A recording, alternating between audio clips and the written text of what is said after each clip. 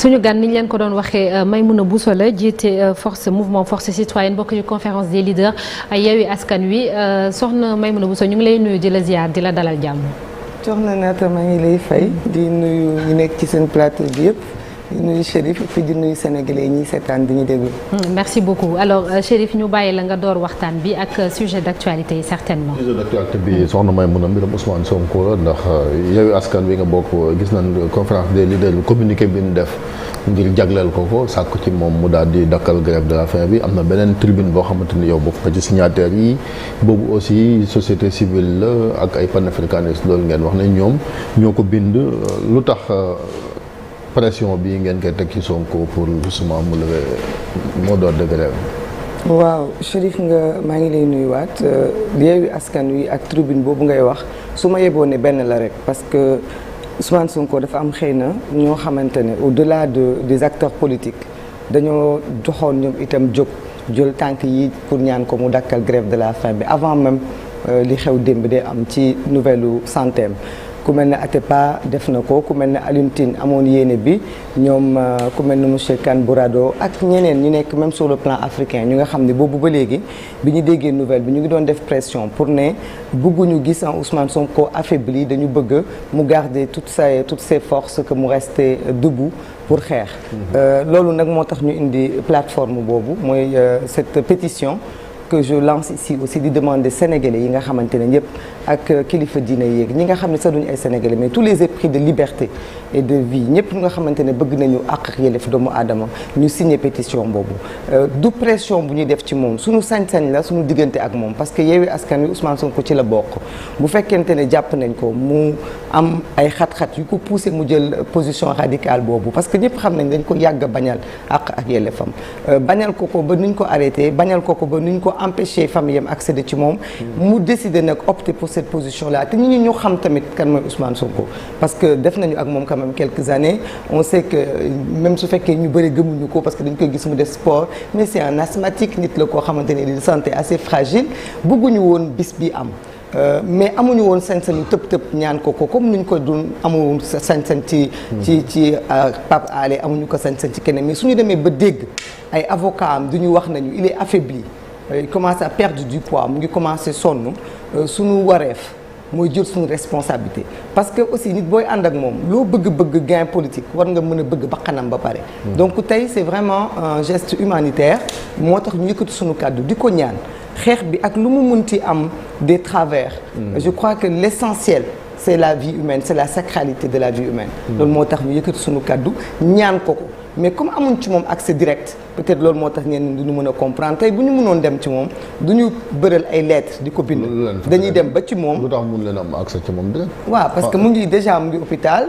de deux te hôpital bi mu nekk tam hôpital prison la parce que Sébikotane la jógee nekk hôpital donc du koo xam ne da nga mën a dem visiter ko balaa ñuy def loolu jóg nañu dem pour visiter ko ñu tere ñu ko balaa loolu itam alerte nañu Croix-Rouge. visite yi dégg nga li ci ministre bi wax nee na les mercredis kon Ismaïla Madior Fall bi mu def conférence de presse nee na mercredi journée bi yëpp may nañ ko mu recevoir. waaw xam nga Ousmane Sonko ñu ngi ko teg sous mandat de dépôt lundi bi ñu ko tegee mandat de dépôt lundi ak bi mu demee hôpital foog naa Sénégalais yëpp ci bokk yem diggante samedi la ak dimanche ci la ñu wax ne lañ ko yóbbu hôpital donc ñun bu ñu ko yëgee ku am sa mbokk hôpital ngay bëgg a dem soo demee hôpital dañ naan la hôpital mënoo ko gis parce que ci loxo yoon la nekk donc kenn ci ñun gisu ko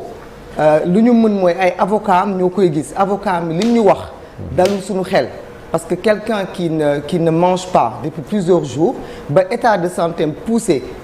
administration pénitentiaire mu jox ko docteur dafay tiital suñu ay xel bu ñu waxee nag il est affaibli suñu rôle mooy ñaan ko mu bàyyi négandiku loolu di grève de la faim boobu mu teg ko ci suuf ba yaramam dellu siwaat ba santeem nekk ba viam nekk boog hors de danger loolu daal moo tax ñu ko ci kàddu yooyu. d'accord léegi soxna Maïmouna Bousso ndax ay avocat moom yeggee nañ ko seen mbébét boobu li nga xam ne moom ngeen di sàkku ci moom muy mu dakkal ñaxtu xiifam bi est-ce que avocat yeggee nañ ko. waaw ay lettres la ñu bind nag. dañoo bind ay lettres jox ko quelques personnes du ñu wax ñan la parce que xam naa bu dul loolu ba moytul xëy na dootuñu mën am ci moom accès. mais lettre la ñu bind en bonne et due forme moom la coalition bi bind. signé ko par le président de la conférence des leaders jëbal ko ay famille am yu ko proche pour ñu jox ko ko. ñu wëlbatiku jaar ci ay avocat am jox leen pétition bi parce que pétition bi même ay avocat am dañ ko signé parce que avocat am ci boppam dañu d'accord pour demander ko mu arrêter grève de la faim. d'accord kon mais pétition bi dañu bëgg mu jéggi sax affaire ay les amis de Ousmane Sonko dañu bëgg bépp sénégalais ba ci yow mii naata bi nga xam ni. jàpp nga ni grève de la faim bi comme dégg nga ni am na njeexintal ci santeem da ngay ñaan mu dakkal ko. donc on veut que le maximum de sénégalais signé ko pour Ousmane Sonko xam ni xeex bi wéetu ci tamit et puis que bëgguñu forme de combat bi. parce que il faut pas que nit ñi jàpp ni Ousmane Sonko dafa décider def le radicalisme de la grève de la faim pour génn prison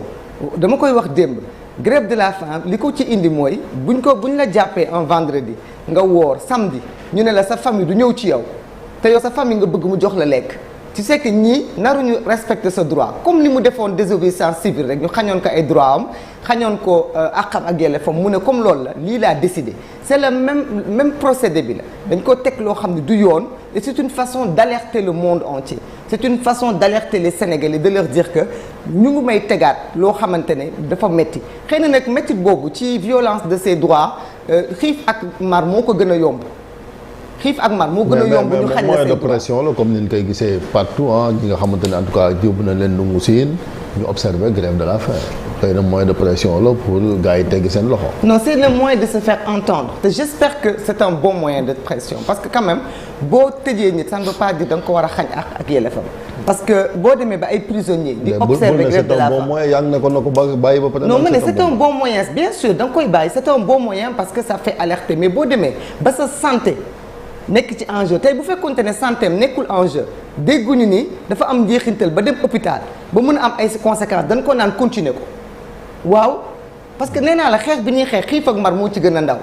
mais nag bu fekkente ne dafa am njeexintal ci sa santé ba sa santé commencé ci am ay conséquences futures. loolu responsabilité ku nekk mooy nga ñaan ko mu bàyyi. mais su fekkonte ne amul benn jeexital sincèrement du ñun ñooy taxaw di ko wax bàyyi ko parce que c'est un moyen de lutte. soxna may mën a ñàkk a lekk ñàkk naan moom mënta bañ a am njeexital ci wér-gu-yaram ku ko defit xam nga ni tôt ou tard di nga lot di nga loof ba di nga dem ci loxoy docteur yi mais xëy na it tamit est-ce que jaadu na ay avocat am di wax li ko dal réellement parce que aussi bulletin de santé ñu bëri dañuy faral di wax ni lu secret la mais bu ñu waxee ne Ousmane Sonko dafa amee insuffisance rénale loolu ñu bëri dañuy poser wu question est-ce que indaale wu ko ci prison bi wala est-ce que ci juróom-ñetti fan yi mu grève nii la ko mbir mi dal ndax exposer li ko dal noonu aussi voilà baax na. waaw Malick may rafet bi question bi di wax rek ne fii ci dossier Ousmane Sonko y a rien qui se passe comme ça doit se passer. waaw parce que foog naa itam il faut ñu préciser. que l'avocat a dit un début. waxul insuffisance rénale dafa ni un début. il y a deux versions en fait nuance. voilà nuance boobu maître Ciré Clédor Ly moo ko def. mais Juan Branco moom non la même Juan carrément Branco dit. réécoutez le bien. dégluwaat leen ko bu baax. mais au-delà Maître de ça Ciré Clédor Ly li a dit waral début. ay avocats am génn def leeral boobu c'est à la suite de sortie ministre de la justice bi nga xam ni dafa génn di wax ne ñi ànd ak Ousmane Sonko te commencé naan seen njiit dafa feebar. nañu bàyyi loolu nañu wax ni seen njiit dafa dëgër parce que tout va bien mu ngi ci jàmm dara jotu ko xam nga nag nañu waxante dëgg. loo yor communication nit ku dem hôpital jóge prison nga yóbbu ko hôpital nga wëlbatiku Sénégal gi yëpp jaaxle nit ñi jël ay écho parce que nag foo dem fekk fa ay patriotes ba ci médecins yi ba ci avocats yi ba ci fu ne nit ñi jotee écho dafa feebar yow nga génn def sa conférence de presse ne dara jotu ko les avocats ont la responsabilité d'informer l'opinion. parce que nag sinon c'est de la crédibilité du combat parce que dafa mel ni comme dañuy sosal nit ki day tappale rek. di deedeelu ak di looflu que dara jotu ko. je crois quand même c'est assez sérieux. moom it daf ne xëy na rumeur yi ak manipulation bi la doon éviter parce que am na ñu ne sonn na ba yóbbu affaire boo xam ne xëy na eggu fa moom moo tax mu ne yóbbu nañ ko sax. Chérif Dia man je reconnais plus mon pays. quelle que soit adversité politique nit ku dem ba dem hôpital. nit ku dem ba ay pénitencier jële ko prison yóbbu ko hôpital kooku am na lu ko dal xanaa nga respecté sax pénitencier yi xanaa ñoom du ñu jël nit parce que foofu dafa am hôpital. dafa am kii du ma centre de santé. au niveau de Sébikotane il y a des médecins. Tout à fait. Ces médecins l'ont consulté dañu fi jaar désacraliser la justice tey ñu bëgg a désacraliser aussi les médecins yi ko xool du ñun du ay mbokkam médecins yi ñoo ko xool ci sa bi ko daan xam ni mënatu fa nekk ndax foofu doyul ñu transféré ko hôpital militaire di principal nga wëlbatiku ñu nga ne encore non nga bëgg a ñëw dindi ne dara jotu ko je pense que y a rien de normal dans le dossier Ousmane Sonko depuis le début kon nag tey on ne peut pas apporter aux arguments des avocats lu tax ñu dévoiler un secret médical parce que les avocats nag ne sont pas les médecins su fekkoon médecins yi ñoo ko def peut-être mën na ñaaw. Vous n'êtes pas pour la grève de la faim bëgg ngeen mu arrêté ko am na yeneen méthode de lutte yu nga xam ni war na ko mun a utiliser pour dégg yéen ñi ci biti aussi am na taxawaay boo leen ci war a am nan ngeen war a mëne combat boobu pour que justement li ngeen di justice soit respectée. Je suis pas pour cette grève de la faim, je veux qu'il arrête. Et nous voulons qu'il arrête. Tout Yewwi, tous ses amis, tous ses proches ba mu gën a dëgër. Nous espérons que d'ici là dinañu am yeneen jéego yu ñu teg. Nous ne sommes pas contre la grève de la faim parce que quand on te prive de liberté, comme je dis, te priver de faim ou de boire, je crois que c'est un petit détail. Mais tant que la vie est en danger, il faut arrêter. Par contre ñaanu moo yàlla mu dem ba ñu koy puusaat mu delluwaat ci loolu. Lu may ñaan mooy ñu libérer ko parce que quand même Ousmane Sonko n'est pas n'importe qui. Il est maire de kii wax na ko léegi problème de représentabilité quelqu'un qui a une commune am kër nekk kilifa ci réew mi dawul demul fenn je crois que ministre des affaires étrangères taxaw na ne li ñu ko toppee waxaguñu moo def waxaguñu defagul kon loo xam ni topp nga ci nit sax ci affaire viol 2 ans et demi nga ñëw ba ci cëppaandaw ga nga teggi sa loxo ndax gisoo preuve boobu kooku soo koy toppaat ci beneen chef d'accusation war nga mën a sóoraale que ci fond bi mën nga ne defu ko comme mën nga ne defu ko nag balaa nga koy jël di ko écrouer di ko tëj ci kaso bi non ma ne moo def ak defu ko loolu la ministre bi wax parce que il est présumé innocent comme présumé coupable quand on arrête une personne on l'a pas encore jugé mënu koo wax ni il est coupable il y a la présomption d'innocence kon kooku comme am na possibilité yow am nga possibilité yow sa bopp nga juum am na possibilité nekk innocent demain balaa ngay am njeexintal ci santé mais appel à l'insurrection lañ koy toppee li ñu koy toppee procureur bi ko dafa projeté ay vidéo yoo xamante ne Ousmane Sonko ci boppam moo yëkkati ay kàddu wax ko assumer ko may mun a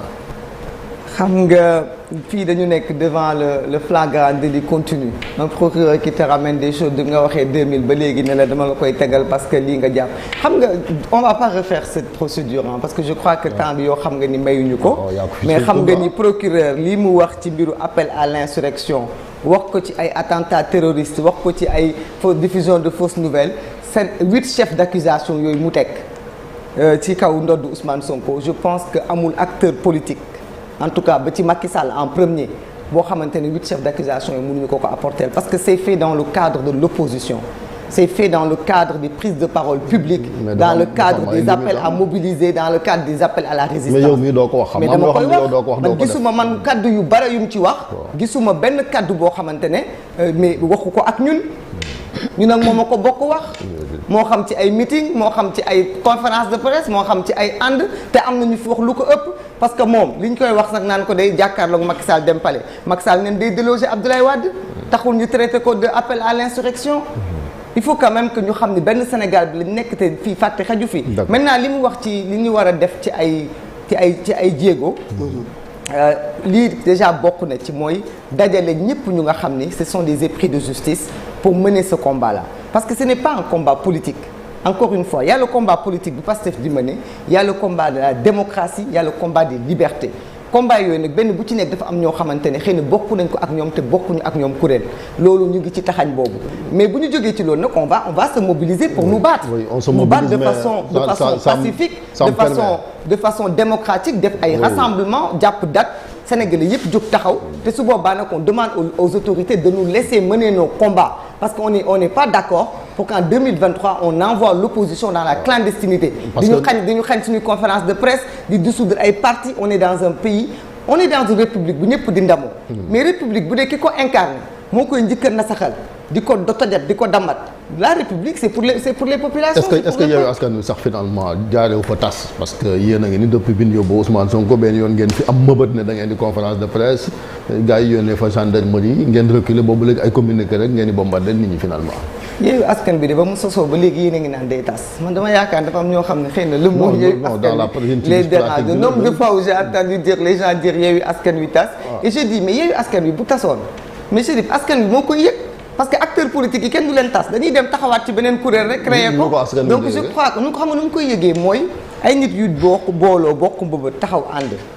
nit ñooñu ñu ngi fi ba tey lépp lu am ci ay divergence je crois que ñun ngi taxaw ba léegi di ko jéem a lijjante taxawaay Yewwi Askan boobu mu yor ci conférence de presse loolu rek wane na sunu peut-être sunu responsabilité parce que quand même quand on va jusqu'à priver des acteurs politiques de prendre la place la parole sur l'espace public loolu du xeexu Yewwi Askan yow yaa ko war a naqarlu parce que ce n'est pas normal qu'est-ce qu'on veut nous pousser à bout ñu manifester dóorante lacrymogène pour ñu ne ay nitu fitna lañu à la limite c'est de la provocation et ça fait des années que ça dure yéen ñëpp ñu ngi koy seetaan ku ne noppi. mais li tax ma wax la mooy loolu dafa mel ni sans Ousmane Sonko Yewwi baal ma ci kàddu gi du dara parce que biñ ko tëjee ba léegi léthargie la nekk loolu c'est un constat. gisuma loolu parce que aussi il faut savoir que du tëju Ousmane Sonko rek moo dal suñu kaw dissolution parti Pastef dafa dal suñu kaw te parti Pastef dafa nekk parti bu mag nekk locomotive Yewwi Askan Wi ñun amuñu problème boobu. c'est-à-dire que ñun amuñu problème boobu parce que. dans l'espace politique kenn ku nekk li nga am kenn ku nekk am na loo am lu sa moroom amul parti Pastef li mu liggéey ba am ko ba tey nekk sur toute l'étendue du territoire nekk ko dans la diaspora am taxawaay bu dëgër boobu ñun Yewwi Askan Wi du ñu taxaw naan di leen bañal seen nekk locomotive ak seen nekk dëgër laay Yewwi Askan Wi te il faut savoir que au-delà de tas seen parti mu nekk communiqué parce que kenn mënu ko tas parce que ñoom seen esprit ñu ngi ci ba tey mais dañ topp di leen jàpp chaque jour ñu ngi ci commissariat yi mais mun a jiyee ngeen ne écrolé mu ngi sax dans des situations difficiles ak ñeneen mu nekk une vraie traque donc nag loo xam ne da nga ko bokk ak ay nit ñooñu ñu leen di traquer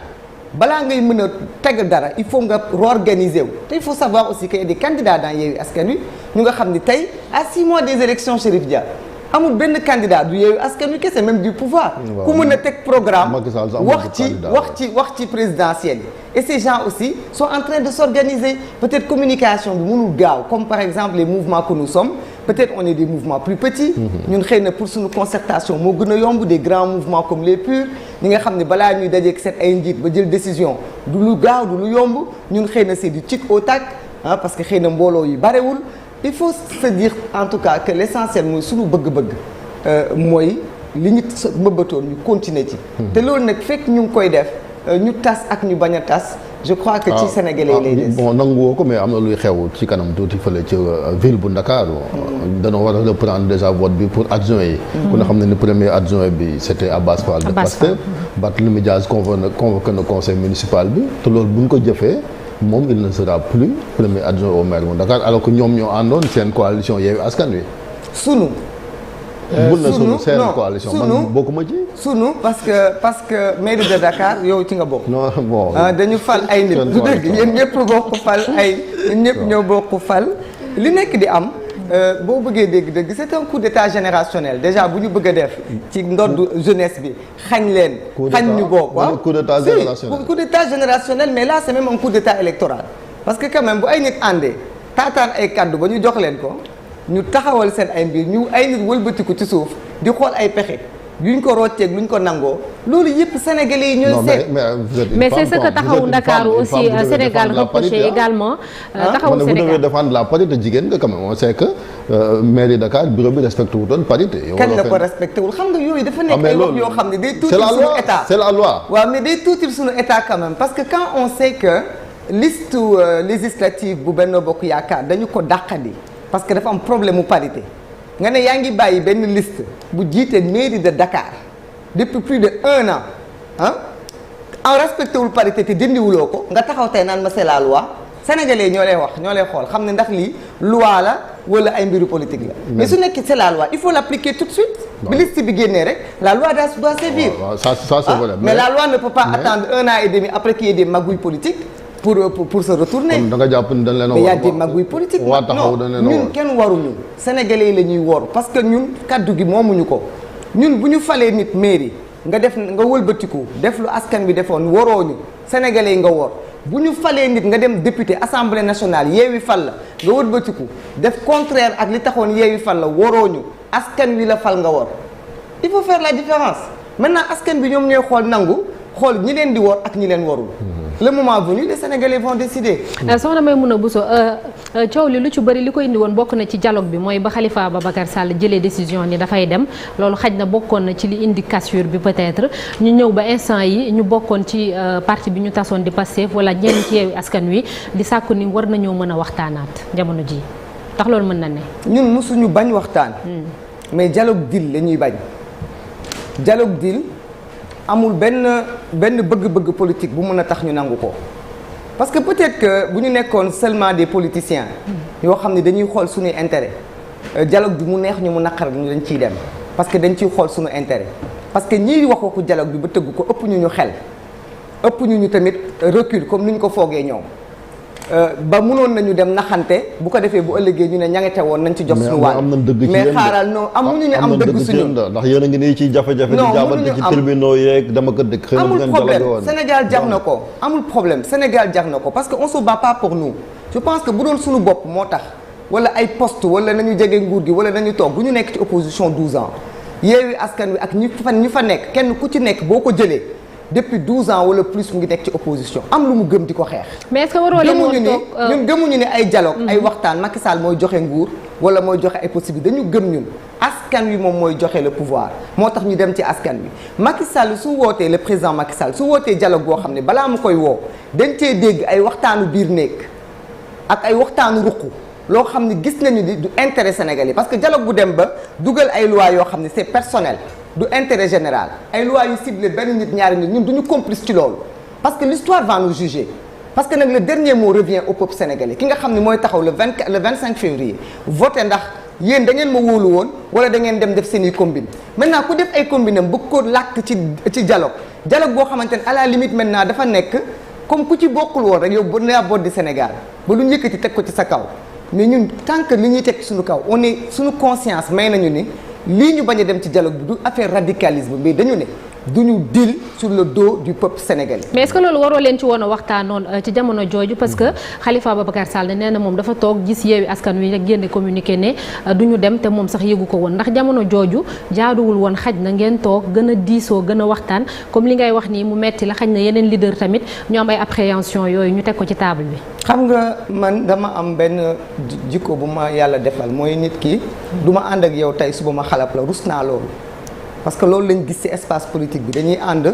mu neex Khalifa suñu waajur la suñu kilifa la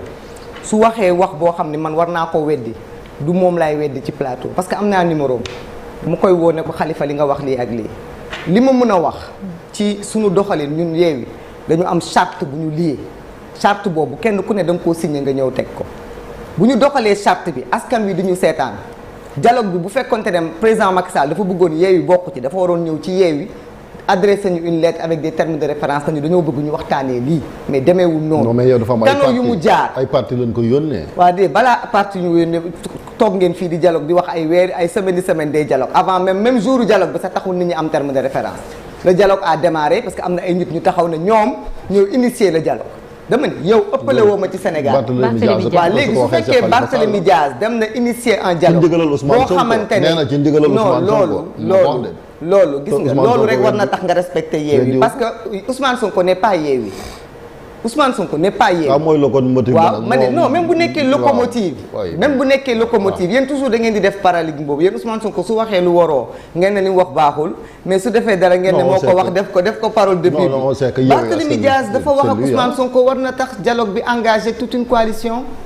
Yewwi Askan Wi Ousmane Sonko nekkul le président de Yewwi Askan Wi c'est monsieur Habib Sy mooy le président de la conférence des leaders donc ku bëgg a awale dara ci yoon moom ngay saisir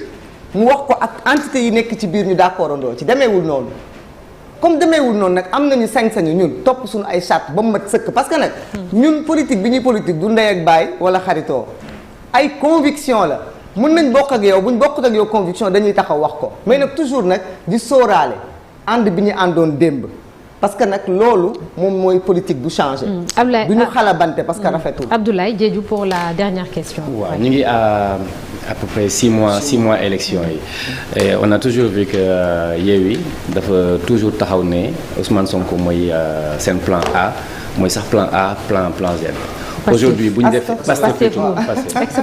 voilà donc bu ñu defee tey lecture li xew les faits Ousmane il est en détention Pastef est dissous. waaw mooy les faits est-ce que toujours tey au niveau de Yewwi vu temps bi des ak ni mu gàttee jotul ñu toog wala da ngeen di nekk toujours dans au niveau Pastef je dis Pastef xam naa ne bokkoo ci mais si coalition bi nga nekk y a quand même un petit lien bi am est-ce que il faut toujours rester sur cette logique là de Ousmane mooy le plan A plan B après avoir fait cette lecture là ou alors est-ce que jarul ngeen toogaat également ne instant bi nii war na ñu jéem a xool pour ñu jéem a sauver tout ce qui a été enclenché comme lutte ñu jéem a penser à un plan B vu situation. La question est un peu confuse parce que da nga wax Pastef wax Yewwi Askan Wi je crois que vous essayez de faire le lien mais il y a pas de lien en réalité. lien amul ci Ousmane Sonko dafa am parti bi ñu wax ne dañ ko dissoudre. du parti boobu mooy porter candidature am man mën naa porter candidature Ousmane Sonko suñu mouvement. mën na ko ak sa mouvement. waaw des citoyens ñun mën nañ dajaloo porter candidature am donc loolu amul lu ci changé dara changé wul ci loolu ay dissolution ay mettre en prison parce que je pense que il faut ñu leeral ko Ousmane Sonko est toujours éligible mu ci dossier yi ñu ko toppee yëpp ba ci dossier bii ñu ko jàppee parce que même dossier bii ñu ko jàppee fekk instruire ñu ko ba atte ko ba daan ko ci mais mënuñu ko ci écarter dossier Mame Mbaye Niang bi la procédure n'est pas définitive. Dossier Adji Sarr bi la contumace est là qui mélange tous les juristes donc dara changé wul ci situation bi c'est une situation géographique mais je crois que ce soit les idées que ce soit les positions lépp mu ngi foofu maintenant Yewwi Askan Wi doon am ay candidats. yoo xamante ne ay parti la ku ne ci ñoom yaa ngi dox ci sa candidature dinañu waxtaan peut-être que parce que li ñu doon waxtaanee ba tax ñu ne dañuy téye Yewwi du rek pour le folklore dañu téye Yewwi pour que Yewwi mën a accéder au pouvoir donc pour moo xam deuxième tour moo xam ne nañuy waxtaanee dinañ defaraat suñuy jaaj ji nag. mais la donne a changé il faut tenir compte aussi de cette nouvelle donne. laquelle mooy Ousmane Sonko en prison Pastef dissous loolu mën na changer seeni calcul. non on va se battre pour Ousmane Sonko non au-delà de mais est-ce que jarul ngeen xoolaat tamit ngeen xoolaat yéen it li nga xamante ni mooy seen ay ambition parce que candidature plurielle yi ngeen doon préconiser neen seen statut leen ko mooy est-ce que ak ni situation bi demee da ngeen ciy tenir compte. ba yow foog nga ni ñun Macky Sall mi nga xam ne il a même du mal moom à organiser sa propre formation mënta sax ñeme wax kan mooy candidat. moom moo ñuy obligé ñun ñu réorganiser. non pas Macky Sall c'est moi qui. waaw mais dama ni waaw mais Macky Sall moo def loolu parce que moo jàpp Ousmane Sonko di dissoudre Pastef pour justement ñun ñu changer suñu toogin mais moom toogaayam dafa toogul ba pare day toog ba xam moom fu mu jëm. balaa mu ñuy wax ñun nu ñu toogaatee. moom pare na ba pare mënuñu imposer suñu réorganisation ñun suñu cër mooy ci di ñu nekkoon ñu continuer di ci nekk parce que nag la politique c'est la persévérance. c'est le fait de nga nekk ci ligne bii. ak lu métti nga des ci ligne bi. parce que Chérif mais y a un problème de temps. Chérif y a pas un problème de temps. Le Sénégal ne finira jamais. Le Sénégal ne va jamais finir. Arrêtez de mettre la pression aux Sénégalais. 2024 étape la 2024 étape la. bu bokk dafa bokk ci histoire du Sénégal. après 2024 day am. Quand on combat pour des idées pour des idéologies il faut pas avoir benn deadline naan tey la ak suba la man toujours je le reproche aux gens. gis nga fii ay ñoom Nelson Mandela ils sont battus pendant plus de 27 ans de prison Abdoulaye Wade 26 ans la xeex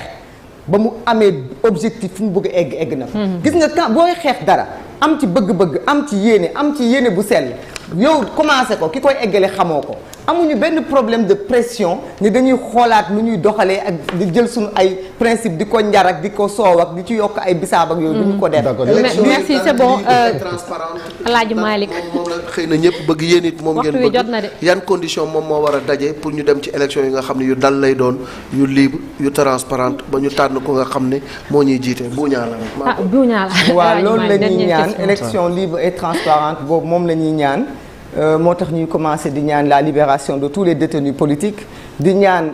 ki nga xam ne mooy Ousmane Sonko te bokk ci parti boo xamante ne dañu nekk quand même kenn xamatul ñaata nit lañu. ñu dénk ko mairie mu nekk des milliers de personnes bu ñu leen boddi parce que la démocratie c'est déjà ça c'est donner aux gens la possibilité ñu choisir ki leen di représenter. Ousmane Sonko bu discours am baaxee baaxul nañu bàyyi sénégalais ñu juger ko nañ ko bàyyi mu bokk ñi nga xamante ne itam dañ leen boddi woon te ñuy rafetlu seen bokkaat tey parce que Macky Sall moo leen génnee woon ñu koy rafetlu nañ leen bàyyi ñu conquérir président Macky Sall ci boppam def démocratie au sein de son parti mooy mu permettre nit ñi ñu conquérir ku ko defee sénégalais yi tànn parce que nag Sénégal loolu lañ xam mooy dimanche ñu xëy voter nit ñi tànn mais xam nga lan moo mënul nekk mooy nga tànn ay nit ne tànn leen ci biir tànneef bi loolu moom gëm naa ni ñun dogoon nañu duñ ko nangu 2024. D'accord. Parce que nag nangu ko mooy tous les combats qu'on a menés. Chérif man je ne suis pas candidate Chérif wax naa la ko benn yoon wax la ko ñaari yoon. Non c'est pas parce que la chose a changé que damay nekk candidate. parce que moom nee na noppi na pour jël Ousmane Sonko def ko candidat. ñu nekk ñu waxuma la noppi naa pour loolu dama dafa ni mun nga ko def ma ne ko man sama bopp mun nañu def Ousmane Sonko candidat. ndax noppi nga ko def mun nañ ko def keneen bis buñ ci noppee yaa xam kii naata dinañ ko def ba Sénégalais yëpp yëg parce que nag boo amee loo bëgg a def du nit moo la ko mën a teree def force citoyenne waxtaanaguñu ci loolu ñu àndal waxtaanaguñu ci loolu mais incha allah rabbi dama la bis buñ ci waxtaanee bu ñu newoon Ousmane Sonko dañ ko teg 100 ans de prison du ñu tere ñu def ko suñu candidat parce que ci kaw principe lay lalu ak ci kaw gëm-gëm du ci kaw da ngaa gagné wala da ngaa perte parce que kuy dem élection xamoo ndax di nga gagné wala di nga perte da ngay dem ak sa conviction ak sa gëm-gëm il faut apprendre au peuple sénégalais ñu xeex ci ay principe ñu xeex ci gëm-gëm ñu xam ne booy wut dara bëgg ko bul xool raccourci baaxul te homme politique dañu tàmmal sénégalais raccourci su ma demee ba jege rek naa fexe ba mbir mi xeeñ ma naa dugg rek naa bokk rek ak naa toog rek loolu du ay mbiru loo xamante ne bokk na ci suñu principe bi duñu ko accepter ndax bu doon maa bokk rek du ma opposé wu Macky Sall 12 ans parce que mënoon naa cee bokk bu yàgg mënoon naa cee toog bu yàgg loolu du suñu responsabilité maintenant faut pas que ngeen lié ko avec Khalifa c'est un terme que je lui emploie c'est mon grand frère mais dama ni ñun naa bokk rek naa lekk rek naa dugg rek non ñun d'accorduñ ci loolu ñun force citoyenne on ne fonctionne pas comme ça on ne fonctionne pas merci beaucoup merci Maïmouna Bousso jiite mouvement force citoyenne bokk ci conférence des leaders bu Yewwi Askan Wi ñu ngi lay sant di la gërëm bu baax di la ñaanal belle journée merci ñu jàll ci l'observateur ak record li ñu xëyee tey